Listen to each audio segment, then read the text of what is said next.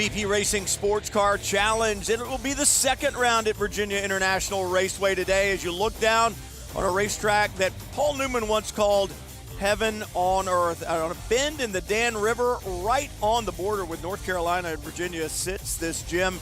Built in the 50s, closed in 1974. It sat dormant for almost a quarter of a century before it was resurrected. And wow, what a racetrack it is. Welcome in, everyone. Brian Till, along with Ryan Marine, will have the call for VP Racing SportsCar Challenge today. And Ryan, this racetrack, it's a favorite of the drivers, it's a favorite of the fans, and there's good reason why. Like I talked about, right on the border of North Carolina and Virginia, just outside Danville, Virginia, sits VIR, just over 3 miles long.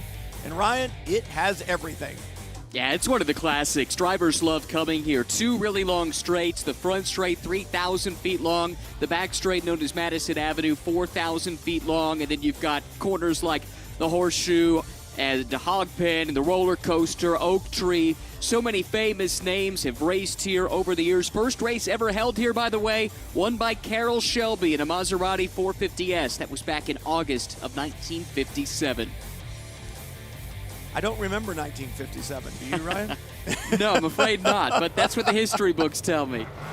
Absolutely. Cars rolling out of pit lane right now. 3 different classes in VP Racing SportsCar Challenge.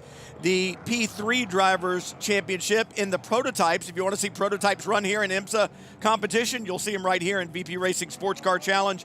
Then GTDX, which are GT3-based machines, and then GSX, GT4 based machines. Before we get to race number 2 of the weekend, let's go back to race number 1 yesterday. And we'll start, well, at the green flag. That's where it all begins as Fields heads down into turn 1.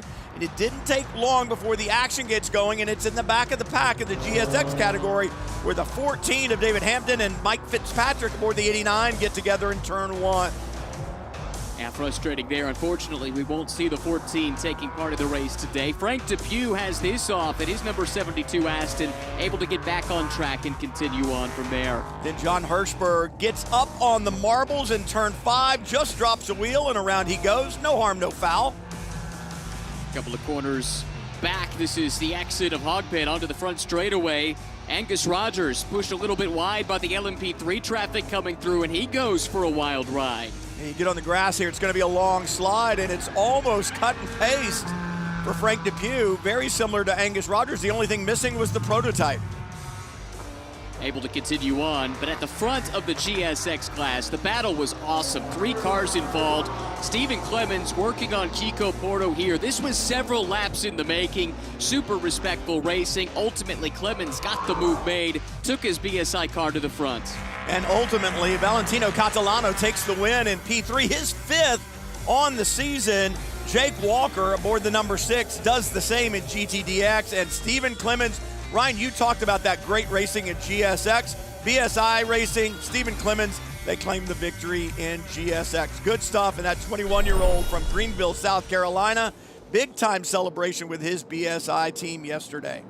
Huge, and he told me it was a big thank you to win the race for the team because they had to scramble in qualifying, Brian. He said that they had a little mechanical electrical gremlin that they were chasing. That cost him a good chunk of the qualifying session, and if the team hadn't been on top of things and got it repaired, he would have had to come from the back. As it was, a decent qualifying effort put him in a position to challenge for the win, his 2nd of the season. Well, and that team, you've got to give the team credit, right, Ryan? Because they kept their wits about them. They got that battery changed. They got him out for qualifying. They were on the radio with him. He had a good setup from his engineer, Shea Holbrook, on the radio with him, talking him through that whole race. And I told him earlier today, I said, you drove a great race from behind the wheel and a great race from inside the helmet. Looking forward to more of that today. Lights out on the Mustang pace car as the prototypes will have a slight gap back to GTDX. And we'll split the prototype and GT classes here at the start. Lights out. Expect the Mustang pace car to pit lane. Catalano on the pole, and his impressive young teammate, Alexander Christensen, alongside his first race ever in the VP Racing SportsCar Challenge and in the United States yesterday. And he did a lot to make himself and his team proud, worthy of that ride that he has. But Catalano, a huge jump at the start. Great getaway from the pole sitter, trying to go back-to-back. Watch, though, the back of the LMP3 field and how quickly the GTDX cars get there. Yesterday, it only took a couple of corners. Good getaway from Walker, able to consolidate his lead in the yellow Turner car. Adam Adelson giving chase and challenging for the lead. Great stuff. And to turn 3, you see that yellow Turner Motorsport BMW out in front.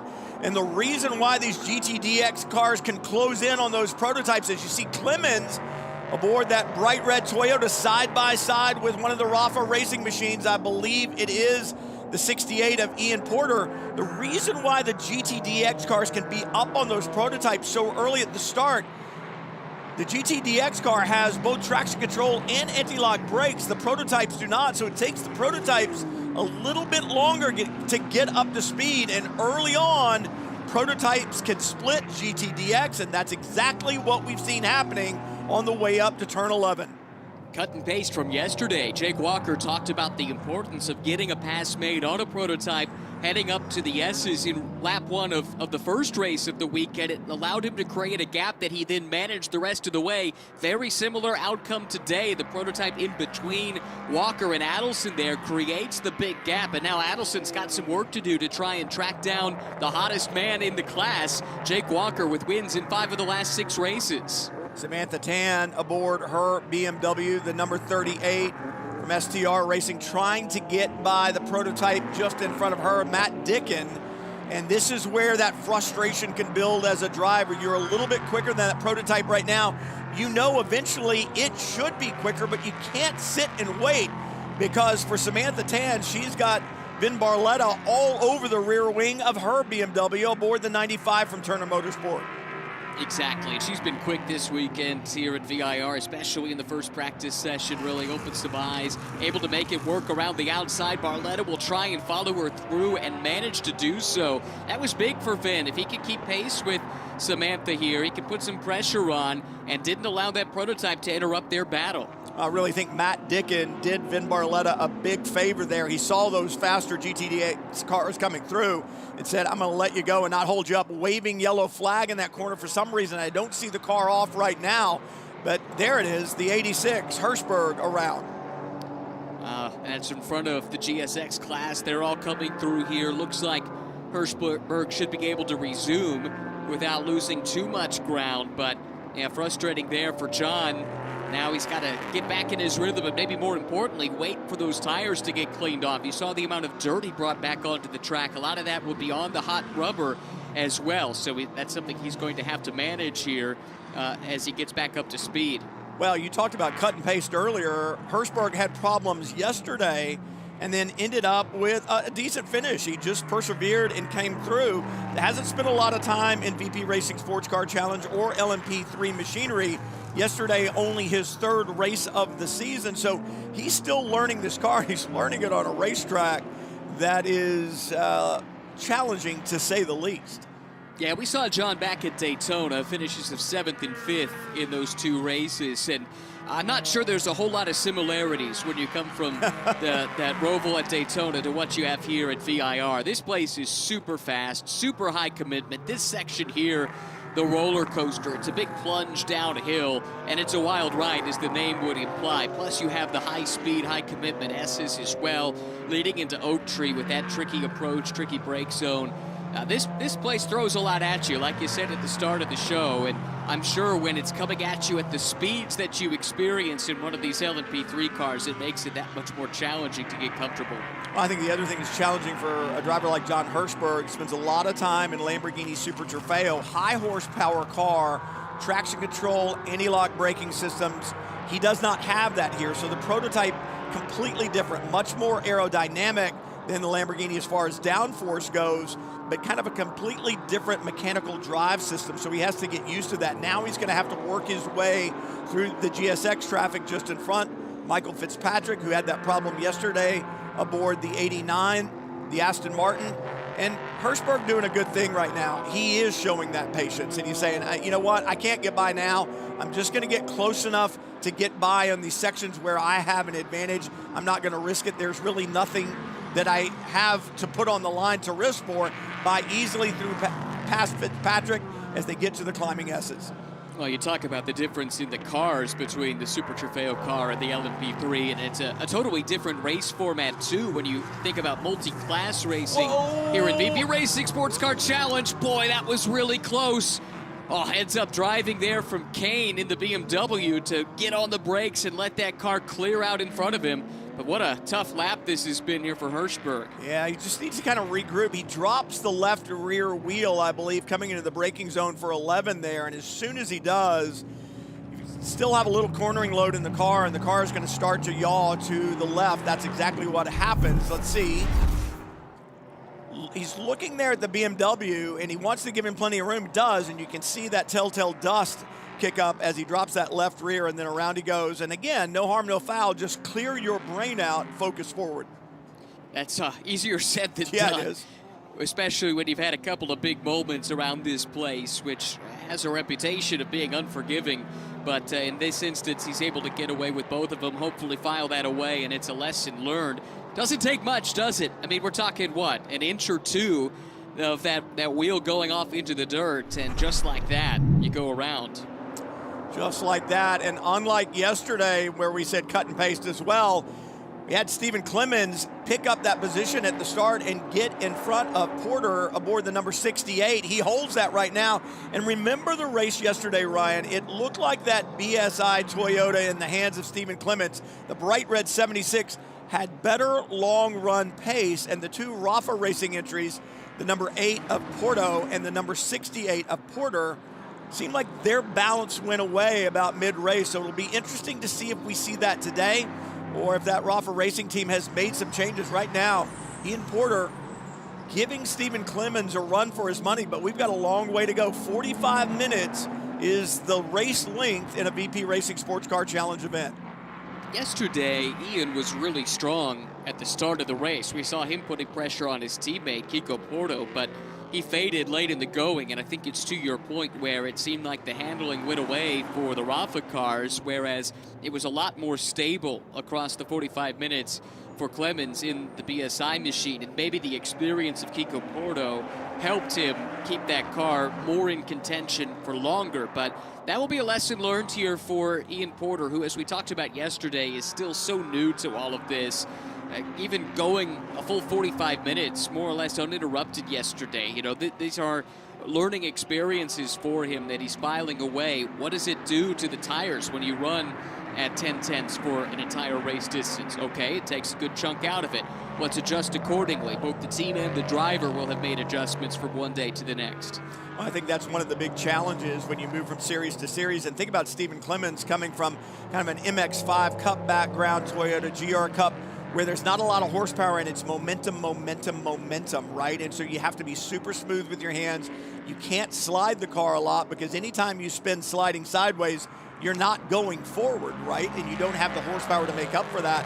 Whereas you look at Ian Porter coming from a Porsche background in the Cayman series, a little more horsepower, and you could probably be a little more aggressive with the car and not pay the price. So two very different driving styles, and I think we saw that pay off for Clemens yesterday and was a little bit of a detriment to Porter perhaps. So we'll see how they adjust with that today. That's an interesting point. Shorter races too in Porsche Sprint Challenge, although Ian did do a couple of their longer endurance races in the sister series a year ago. Right now, though, doing well to keep tabs on Stephen Clemens, who's racing pretty close to home. He's from South Carolina, so not a bad drive at all to get here to Southern Virginia and VIR, and told the story briefly yesterday, Brian, but it's worth reiterating. He doesn't have much experience driving on racetracks. Got his first track day for his 17th birthday, and he's only 21 now, so you do the math.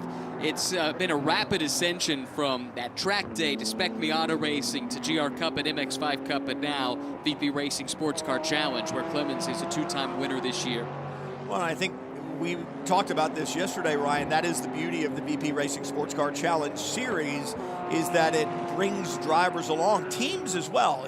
This is a great growing platform for engineers, mechanics, teams, drivers, you name it. That's what we see right here.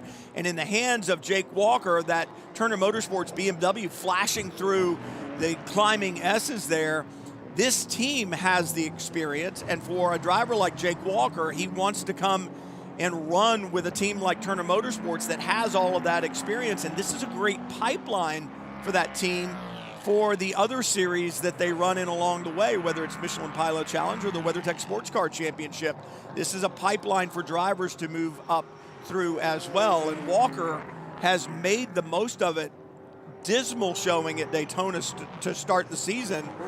Crashed in practice or in qualifying for the first race there, was not able to run the first race, 0 points, and lingering issues from the damage affected him in race number 2. So Daytona was a weekend he would like to forget, but since that point in time, he has been stellar, including 5 wins in the last 6 races in that GTDX class. So he's trying to hunt down Adam Adelson for the championship.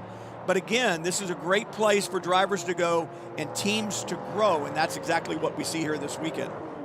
Walker and Adelson both are examples of that, because we do see Walker in the endurance races in the WeatherTech Championship. Oh, and a spin here for Angus Rogers, who at the time was ninth in GSX. Looks like he's able to continue on as well. That was up toward South Bend, and then the run toward Oak Tree. Look at all that grass, though, Brian, packed in on the air intake at the front of that car. That could be something that needs to be attended to. Well, I think it's going to have to be attended to, and that's the problem. This racetrack is so well kept and so well groomed, and yeah, that is such a challenging corner there, turn 10. So well groomed, they mow the grass all the time. They keep it very well trimmed, neat and tidy. It is a beautiful, almost country club feel to Virginia International Raceway. The problem with that is when you cut the grass all the time, it leaves grass clippings, and you go off in a car, it's going to pack that radiator. It'll be interesting to see if he needs to come to pit road. He has some other options, Ryan, and we've seen this before. There is another pit lane on the back straightaway as you come out of turn 12, also known as Oak Tree. You can dive down that pit lane, slam on the brakes really hard, and try to unload that grass off the front. And we'll just have to wait and see. I know that his team will be telling him to keep an eye on the water temperature and make sure he doesn't overheat the engine. But there are some options available to him, and it does look like he's got a fair amount, and especially there on the left front. Yeah, and I'm sure the team will see these pictures too, and they'll be monitoring the telemetry. They'll be talking to Angus Rogers to make sure he's watching all the gauges, electronic gauges inside of the race car as well, to stay on top of the situation, and that is a good option if it is available to you, that alternate pit lane down Madison Avenue in the back half of the track, and we've seen drivers use that in a similar situation over the years, but it might be one where, with the amount of grass that's there, it could need some of the crew members to reach in and extract it manually, just to make sure that all those ducts are open once again. Brian Thenis now aboard the number 77, the Ligier chassis that he has piloted all season long. Gives you an idea of the speed differential up through the S's between prototype and GSX. Once again, the aerodynamics on the prototypes really allowing for some surprising cornering speeds up there through the S's. And Thenis has had a solid season. Really hasn't had anything for Catalano all season long, but has always been there in the top 3 and has a handful of podium finishes, including a good 3rd place finish yesterday, but it just hasn't been enough. He does lead in the Bronze Driver Championship, but just has not had an answer for Valentino Catalano all season long. Well, he's not alone in that. Very few No, have. not at all. Over the course of the season, Oscar Tunjo is challenged when we've seen him, and Oscar's busy racing at Spa this weekend, which is what opened up the opportunity for Alex Christensen to climb aboard the second-placed car right now, the other Duquesne from Gebhardt Intralogistics Motorsports. But Thenis has had a good year. He was 3rd in the overall points last season and was able to put together a couple of podium finishes, but he's doubled that already this year, Brian, with 4 podiums, including back-to-back, the one race we had at CTMP, and then, as you said, a strong run yesterday. And he finds himself 2nd in the overall points, too. Now, it's 240 points to Catalano, so that's probably a bridge too far. But that said, it's been a really strong year and a consistent year for the Huntington Beach, California native. Well, I think for Brian Thenis, you know, he's done this for so long. He's 62 years old. He's got a cool, calm head on his shoulders. He's out there competing with Catalano, who's 19 years old. And so I think when you go home with any kind of hardware at all after competing with a teenager as quick as Valentino Catalano is, you gotta feel good about that, and I'm sure that he probably does. Talk about feeling good. Alex Christensen running second. Think about the progress that he's made. This youngster had never been to the United States to race before, shows up at VIR, which is kind of a place that'll take your breath away in the first couple of laps, and he has shown himself well this weekend. And look at this, the number 8, Kiko Porto, now under attack from Stephen Clemens. This is what we saw yesterday as we got into the second half of the race, and even earlier today, it seems like those Rafa racing cars kind of losing the handle a little bit, and the 76 of Clemens on rails, Ryan. Well, this is the section of track, that last few corners that we went through, where clearly Clemens had the edge yesterday. That's ultimately where he was able to make the pass, but it did take him a while, didn't it? It was a great duel, and I thought Clemens showed really good racecraft and maturity, never trying the same thing one lap to the next. He kept giving different variations of the attack for Kiko Porto to have to contemplate, and ultimately he was able to sneak one in under the guard and land the knockout punch that got him to the lead. And from there was no question which was the faster car. It was the red 76 that pulled away and took a commanding win. Well, I think, too, you look at two future stars of sports car racing in North America, perhaps on the worldwide stage if they get the opportunities. Hats off to both of them for the way that they raced yesterday. I give Stephen Clemens a lot of credit for the chess match that he kind of played with Kiko Porto, but I give Porto big props too for being smart. Kiko Porto has a solid lead in the championship, 310 points after yesterday's race. So he knows better than to throw it away by being too hard-nosed, but he didn't give Stephen Clemens anything. They raced cleanly, they raced fairly, and it was really something to watch. But you think about it, two 21-year-olds out there battling like this on the racetrack in GT4 type machinery. Was really impressed with both of their performances yesterday. Super impressive, no question about it. And I am in agreement. I think you're looking at two that are going to be around this game for a long time. Kiko Porto mentioned it yesterday. Recently got a test in the Lexus RCF GT3. So he's someone that Toyota and Lexus has their eye on at this stage in his young career. Interesting, though, it's starting to heat up at the front of the field. Do we have a change? I was getting ready to say Catalano slipping into the hands of Alex Christensen now. Less than a second between them at the line the last time by. Catalano must have made a mistake because his last lap was almost 3 3/4 of a second slower than that of Alex Christensen the last time by. So I don't know if Catalano has a problem or if, I mean, I've got to believe that because I'm looking at the lap time that Christensen ran, like I said, 3.7 seconds faster than that of Catalano. And so I think Catalano may have had a problem getting through traffic or perhaps slipped up somewhere along the way. Yeah, traffic could very well be. We saw some GSX cars in the background just a little while ago. Maybe he stumbled on them a little bit, or maybe it was self-induced, hard to say, but the end result is quite clear. All of a sudden, that purple Duquesne is looming in a threatening manner, closer to Catalano than he has been in race conditions, really, since the very start of either of the races, yesterday or today. Catalano was able to build a big gap, and now Christensen on the brakes, locks him up. Wow, that was almost disaster for the Swede. What a great job, though, of modulating, kind of coming off the brake pedal, getting those front wheels rolling once again so that he had steering in the car, didn't leave the racetrack.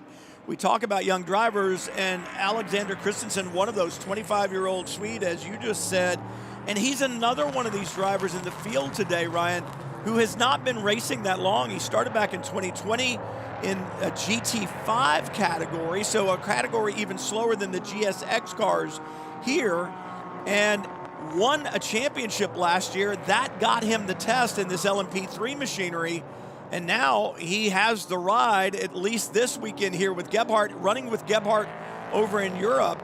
in the Prototype Cup category over there. So he has been on a meteoric rise in his sports car career as well. Yeah, that championship last year and the chance to earn a spot in one of these Gebhardt LMP3 cars, that could have been a big moment in the career of Alex Christensen, because he had spent a couple of years since 2020. Man, this is tight in traffic. Yeah, you're good.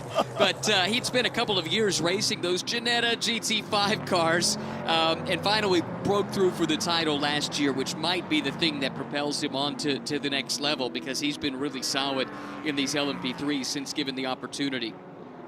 Catalano answered back that last lap back into the lap times you would expect. But what we just saw was the battle for first and second in the P3 category, working past the battle for first and second in GSX. And that's the kind of stuff that either adds to your lap time, or if you don't catch it in the middle of the corners, it affects you not at all. So it's one of those things, and you could see Stephen Clemens going, come on to Christensen, get on by so I can resume my fight with Kiko Porto in the number 8.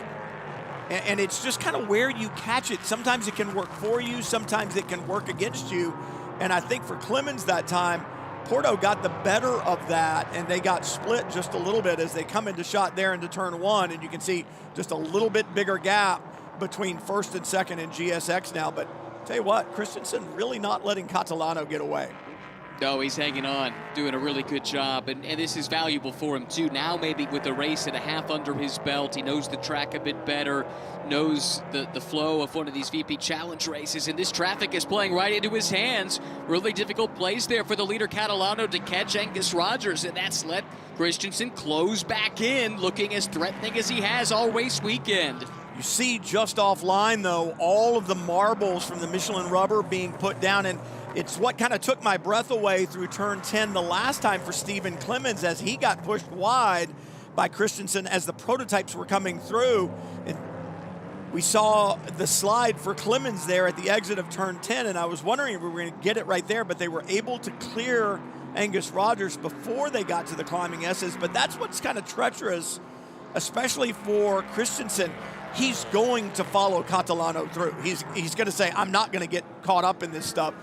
Once Catalano creates the hole and creates the gap, Christensen's going to feel like he has to put that 31 in there, and I think that's kind of what we saw just there. But watching him down through the roller coaster, I'm not sure that Christensen has the Michelins underneath him that Catalano has. He may have used them up trying to hunt down Catalano. That car, the 31, moving around a little bit more than the 30. Yeah, you saw that big twitch too, I take it. That was quite a moment there, and it's not the only one we've seen for Christensen, but maybe the more pronounced one at this stage. So he'll put his head down, but I think your point is a good one. When you're dealing with mixed class racing like this, someone is going to be forced off to the less preferred line or the line that's covered in the marbles, and oftentimes it's the slower car that's being overtaken that is forced out there, and that can lead to some hairy moments, as we've seen. How about this, Brian? Clemens was 1.2 seconds adrift last lap. It's already down to 0.7 of a second, so he found another half a second, and he is reeling Kiko Porto back in slowly but surely.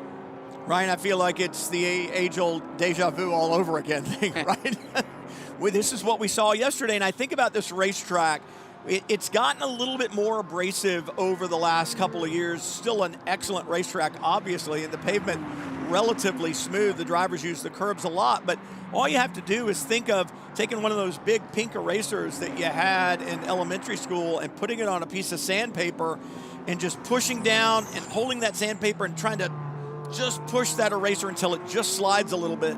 Doing that over and over and over again. And what you're going to find eventually after 12, 15, 24 times doing that, you end up with this little line of pink dust to the outside of where you've been kind of sliding it to the side.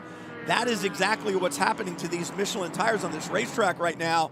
Every time the car slides, it's peeling some of that off on that, quote, sandpaper or the racetrack, and that's the clag or the debris that we see on the outside, the marbles, and that's what those drivers don't want to get in, because it'll get on those hot, sticky Michelin tires. You'll lose grip and you'll go off the racetrack. So You've got to take care of them. The more you slide them, the more rubber comes off, the less grip you have, and that's going to be the game that's being played both in P3 right now and in GSX. How fast can I go but still have some Michelin tire left at the end of 45 minutes? You have to be so precise, because as the marbles start to accumulate, you really get limited to the one preferred groove, and if you get out of that just a little bit, it can have disastrous implications. We got some traffic forward and arrears for the GSX leaders to contend with. Brian Thenis in the prototype just behind, and then it looks like Angus Rogers just ahead that they're going to have to contend with, maybe at the same time. Oh, this is going to be really fascinating here for the lead in the class. Kiko Porto hanging on, but Clemens putting the pressure on. Oh, and with Brian Thenis right there, I'm telling you right now what Stephen Clemens is thinking. Can I go with him? When he makes the hole to try and get around Porto in front, is that going to be an opening for me and I can follow him through? And good job right now by Porto a little bit to kind of back off of Angus Rogers, get a run where he can make it work. And the driver that gets left behind right now is Stephen Clemens. He's going to make the move into 11, get it gathered up, but I think he's lost that opportunity to use Thenis as the pick to try to find a way by Porto. Yeah, really impressive job by Kiko Porto to read that traffic and use it to his advantage, backing up to Rogers initially to time the run so you're not losing as much time making your way around the slower car. But here comes some more traffic now. It's Jake Walker, the leader in GTDX, which is coming up quickly. Bright yellow BMW, Turner on the side. Walker's lead over Adelson has grown to 5.5 seconds, but that's not a huge margin either. So he'll have plenty of impetus to try and make these passes as quickly as possible. And now Stephen Clemens is going to let Walker go, and if I were him, I would drop in just like that behind him. And you're not going to get much of a draft, but you're going to get a little hand and a little bit of help down that straightaway. That's exactly what Clemens does. But this passing, Ryan, is exactly what makes this series so valid. Clemens now right there again. When you move up, especially into the IMSA WeatherTech Championship, where there are prototypes and GT cars, you need to learn to pass and you need to learn to be passed. And that's exactly what these drivers are doing right now. How do I use multi-class racing to my advantage? And a problem for Christensen. Wow. I think that's probably up at turn 12. We see this incident a lot. You just get a little bit wide, you slide off just slightly, and you get out there on that dust. It doesn't look like he's made big contact with the wall, able to get back underway. And impressive for Christensen. It doesn't look like there's any damage at all. He's been able to get back underway, but that fight that he had with Catalano has evaporated. Yeah, it was only 1 second, 1.1 at the line on the last lap, and you get the sense that he was just building the confidence, getting more and more comfortable with the car and with the track, and just overstepped the bounds maybe a little bit. That's speculation. We haven't seen what happened, but it happens there a lot, like you point out. That is such a tricky corner for so many different reasons, and might have caught out another driver here in Alex Christensen. But I don't think that diminishes at all the weekend that he's had. This is the end of it, Brian. I don't know what we can take away from this. What's your read? Yeah, I mean, just very light contact. I didn't see another car involved, but you talk about the difficulty of that turn 11 and 12 area. You come up into the braking zone there, and you kind of plateau, so the car gets light at the top of the hill. And we talked about the debris, the marbles outside the line, and I think that's what happens. He's just carrying a mile an hour or two too much, comes over that plateau, can't get the car turned, and around it goes. No harm, no foul, and he certainly has nothing to be embarrassed about his performance this weekend. No, he's been really impressive. I've just been marveling at the improvement one session to the next. Session one, you could tell, all right, this is something new. Haven't seen a track quite like this before, and the times reflected that. And as we got into the second practice, as we got into qualifying, and now through a race in 2/3, you could just tell he's come to grips with it, and now starting to showcase some of his talent with the way he's been able to hang with the points leader and the guy who's dominated the season, his teammate Valentino Catalano. 2/3 of the way through the 45-minute VP Racing SportsCar Challenge event here. Second race of the weekend. Hey, and we have another one tomorrow. That is the postponed race number 2 from Canadian Tire Motorsport Park. But Ryan, you said something that was the perfect setup for me. You said, You were talking about Christensen coming to grips with the track. Well, I'm looking at Kiko Porto aboard the number 8, that Rafa Racing Toyota Supra. One of the things that I see, especially in turns 3 and 4, a little bit more lateral movement, side slide coming off of the apex to the exit of the corner. We talked about that a little while ago and how that begins to degrade the tires. We said it yesterday, and I'll say it again today. I don't see that on the 76. We're getting into that time of the race where yesterday Stephen Clemens was able to take advantage of a more stable platform that he had all the way throughout the race. Is it time to play the Jaws music? It might be. I might have been playing all race, to be honest with you, the way that that Clemens has been charging. And really, the only reprieve Kiko Porto has had has been when traffic has come through and interrupted this battle. And it doesn't look like he's going to have that luxury anytime soon. Clemens with a nice toe down the front straightaway, lets it roll out to the outside, and Brian, he's to the flank. This is where he put the pressure on, puts the bumper to him a little bit here this time, and is trying to find that same move that unlocked the pass for the lead yesterday. Yeah, he set it up almost exactly the same way he did yesterday. Yesterday we didn't see the bumper. We saw the bumper today, right. But I think that was not intentional as far as, hey, I'm trying to knock you out of the way. What I think is he's got the tires underneath him to commit to throttle early, and by committing to the throttle early, Porto's just not able to do it quite as quickly, and it gives Clemens that run. That's why we saw that little bump. Yeah, I saw some quotes from Kiko yesterday, and he said basically, yeah, I could tell that Steven's car was doing exactly what he needed it to, and I was struggling a little bit more, but he also relished the battle. He spoke about how much fun he had in the battle and how he wanted to go back and watch the race because he figured it would be at least as much fun watching from the outside. And it looks like for the next 13 minutes or so, we're going to be treated to much the same duel that we saw a day ago. Right now, Kiko Porto has the benefit, though, of having been in this position for a good chunk of the race yesterday. So at this stage, he might know what the likely avenues of attack are for Stephen Clemens, who threw just about everything at him yesterday. Well, in baseball terms, he threw him a curveball, then he threw him a fastball. He was mixing it up. Right. Does he have a slider in there somewhere? I mean, what else can he use today, right, Ryan? So we saw 2 hands played yesterday. Does Stephen Clemens have something else in the bag? A little wide off of the final corner, hogpin. Not going to get the run that he got last time. Last time, the drive off that final corner is what gave him the opportunity to try to use the draft. And you can see right there, the smallest mistake onto these long straightaways is punishing. But in the break zone, Clemens really closes up once again. Yeah, super impressive getting close through Horseshoe. That's turn 1. This is turn 2 down to NASCAR Bend. The left-hander, that's turn 3. And then left hook is the next corner. They're approaching turn 4. This is the section of the track. They went side by side multiple laps in a row, and Porto did what he needed to do to hang on for a good chunk of it, but finally, after so much effort, Clemens was able to get by. This time, though, Kiko a little bit better through Horseshoe, Brian, and really wasn't under any significant pressure. So chances are it'll be another lap or so until Clemens will get another chance to go on the attack. You know, it always feels good to win, Ryan, but when you win in a tough fight, it feels even better. And I think that's what Kiko was talking about the race yesterday. Hey, I didn't come away with the victory, but I relished the racing, and that's exactly what's happening right now.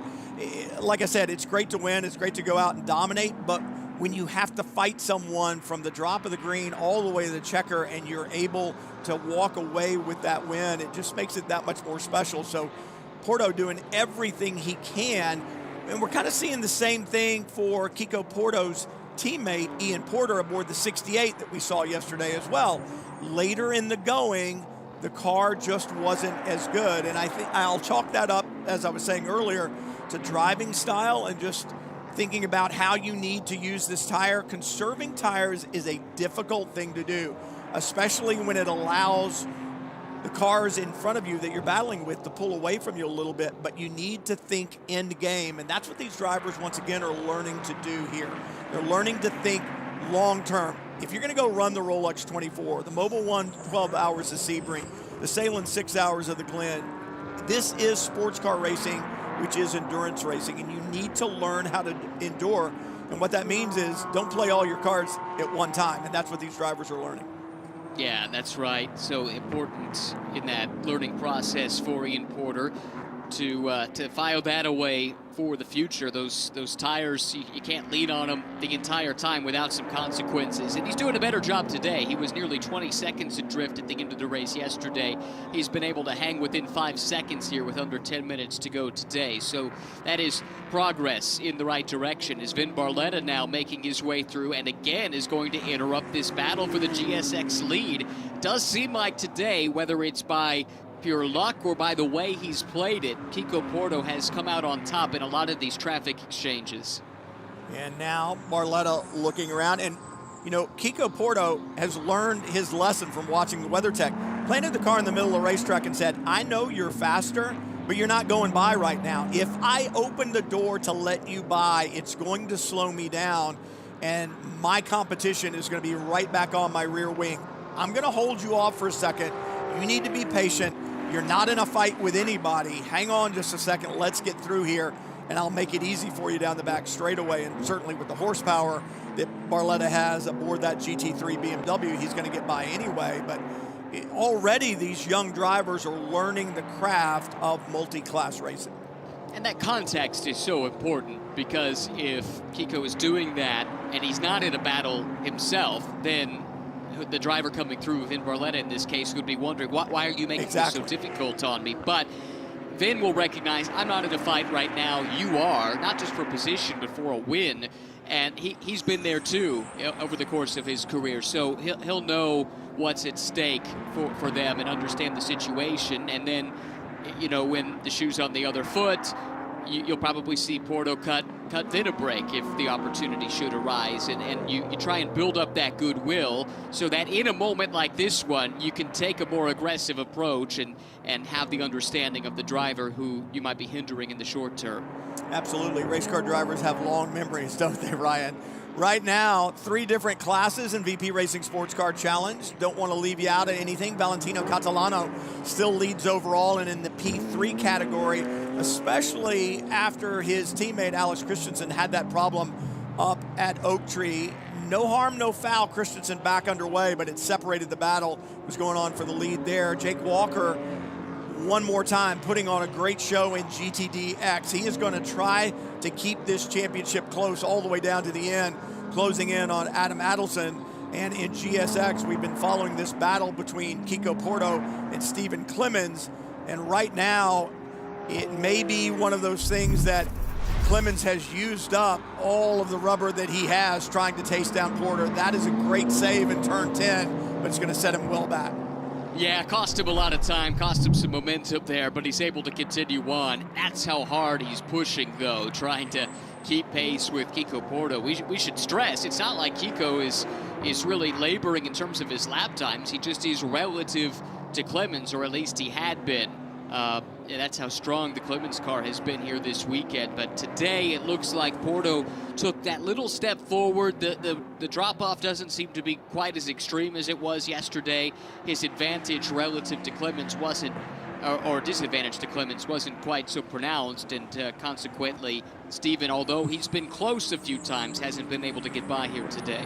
Yeah, it'll be interesting to see once the recovery is done here. So you look at the lap times, Kiko Porto with a 155 flat last time by to a 57.23 for Clemens. So that off definitely cost big time for Clemens, but it'll be interesting to see how he recovers from that.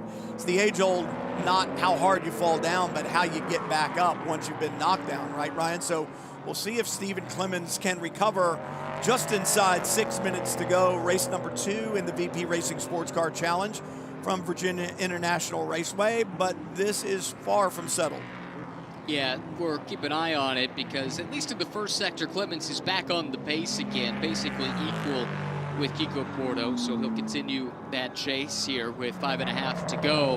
At the front, though, what a season for Catalano. He's been tremendous and kind of gave us a snippet of it at the tail end of the year last year when he and this team came over and ran at Road Atlanta. Oh, problems for Ian Porter there. Looked like he was off down at Oak Tree and able to continue back on. That's a shame because he was having a really solid day in third and was keeping pace there with Clemens over the last few laps, and Porto too for that matter. But looks like he's a bit delayed. Thankfully, he had a big advantage over Hoffman, so it doesn't look like he's at risk of losing a spot.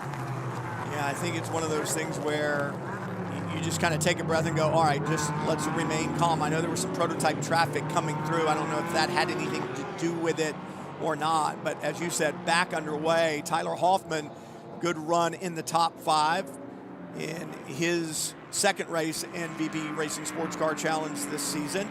And they always do such a good job with that entry there on the 53, wherever they run. Kingpin Racing, a lot of experience. And Hoffman now with a problem. I think his eyes in the mirror trying to let prototype traffic through, kind of got lost there in turn 14. A little slip off of turn 14, doesn't make contact with the wall. You've got to be concerned, though, about that grass pickup in the radiator with the off. Yeah, just a couple laps to go, so hopefully it's something he can manage. But another look at it here. The prototype a bit indecisive there, looking to the inside. Yeah, you can see maybe a little out wide there for the 53, but luckily able to keep it off the wall. I was surprised with the amount of dirt on the racetrack there. When you see Hoffman come in, he doesn't really look like he's offline, but the right side tires pick up a lot of dirt. That's where when he goes off, and look at that grill, he's either going to have to do the option like we were talking about earlier of jumping on the brakes somewhere, pulling off to the side, maybe that pit lane on the back straightaway, jumping on the brakes and trying to unload that grass by stopping quickly, or he's going to have to come to the pits, because I don't think another 3.5 minutes with the radiators blocked like that Toyota engine will make it to the checkered flag. Oh, yeah, you hate to see it because he was having a really good day. He finished 4th yesterday, just off the podium, was running 4th before that incident just a few moments ago, and it's cost him a couple of positions, but still, he would find himself 6th in a pretty competitive class as they run. But I'm with you. That is a lot of grass there. I guess the good news is he's the team boss, so he can make that call from behind the wheel, whether or not it's a risk worth taking. Well, and it's one of those things that I know it doesn't, you may look at it and you go, well, there's only a couple of laps left. It doesn't take but a lap. Maybe in extreme temperature, not even that, for the engines to overheat. And at that point in time, you're better to come to the pit lane and give up whatever position that you're in than to absorb the cost of rebuilding the engine once you blow it or you lose a head gasket or whatever, because of the overheating issue that you are going to have. It's not if you have it, you're going to have it. Leader Valentino Catalano working his way through, just over 2 minutes to go. And for Catalano, what a dream season, Ryan. Oh, no question about it. He's been so impressive, learning all these tracks as he goes, which I think he's enjoying as well, getting a chance to see the U.S. and see some of the great tracks in the U.S. and Canada, let's not forget. Got to race up at CTMP as well, but started the season with 2 wins at Daytona, 1 again at Circuit of the Americas in race 2 there, 1 in CTMP, and then yesterday here too, and has been the dominant force in the championship in his first year over here, and same for the team, other than just a brief appearance at the tail end of last season. So what they've done has been really eye-opening, and I hope is a signal of greater involvement in North American motorsports for team and driver alike looking down the road. Should be the white flag this time for Catalano. And you talk about down the road, just looking into 2026, I think one of the really interesting things for VP Racing SportsCar Challenge is, in addition to the regular series sprint races that we're going to have, we're also going to have 4 endurance races for the LMP3 category, and the new LMP3 based machinery is going to be with us in 2026. And I think those, I call them endurance races because they're more than 45 minutes, obviously, and it'll take 2 drivers to compete in them, 2 hours in length. But I think that's going to be another great stepping stone for these teams and drivers in the LMP3 based cars. Yeah, super cool. Still waiting for a little bit of details about what the race format will look like, who all will be, what other cars will be eligible in addition to LMP3, if any. But right now it's targeted toward the LMP3 teams, and to get that the new LMP3 machinery over to the U.S. for the first time too is something to be excited about. And I'm with you. It adds that endurance element, which is an important component when you're trying to train teams and drivers for the next step, which is the WeatherTech Championship. Yeah, I'm excited to see the new machinery. It ran in Europe this year, will be here in 2026, and when it is here next year, you will see larger prototype fields in VP Racing SportsCar Challenge. There are a lot of teams that were interested, just saying, I don't want to buy the older car that I have to run and only be able to run it for a year, so I'm going to sit and wait. So there are teams on the sideline waiting for their opportunity in 2026. Speaking of waiting for opportunities, Valentino Catalano down through the roller coaster, through Hogpen, the final corner at Virginia International Raceway. He will look around the bend for the checkered flag, looking for his 6th victory on the season, and he's got it. Valentino Catalano wins again at VIR. A great run for him and his Gebhardt team. And fantastic, the run of form they're in. Now we wait for the GSX battle, and a little bit of traffic here for the leader, but no pressure behind. Kiko Porto out of Hogpen, looking for another win. The championship leader extends his advantage with a win in race 2 at VIR. Great run in GSX all throughout the day. It was very similar to what we saw yesterday, and I think both teams adjusted a little bit. For BSI and Stephen Clements, they may said, hey, let's make this a little bit edgier so that we can attack a little sooner. And I think for Rafa Racing, they may have said, hey, we need a better car on the long run. Jake Walker has the BMW that provided the speed, the balance, and yet another victory here at VIR. Walker on a charge, takes the flag in race number 2.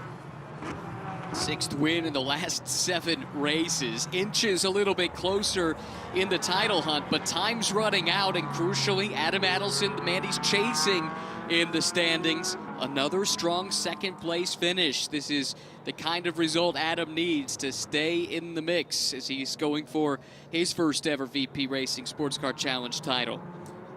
See Valentino Catalano out there in the marbles. They don't work very well for you in the race, but if you can pick them up on your way in, well, guess what? The car's a little heavier when you go through tech, and it also has a little more ride height, right, Ryan? So you're cutting your margins really close, and you always have an opportunity on the way in to kind of make sure that everything's going to be okay.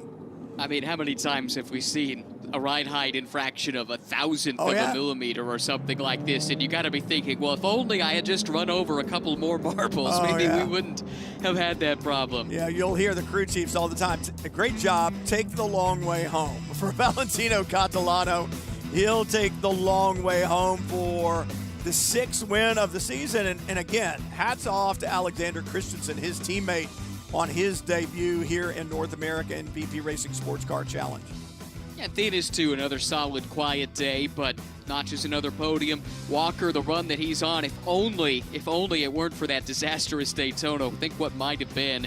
Adelson, so consistent all year, and Barletta takes 3rd.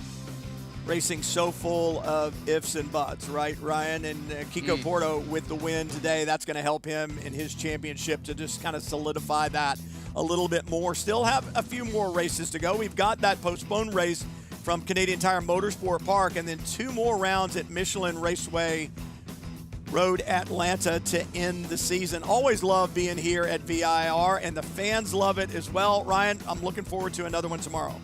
I can't wait. This place is a classic, and love the multi-class racing in VP Racing SportsCar Challenge, especially at a track like this one.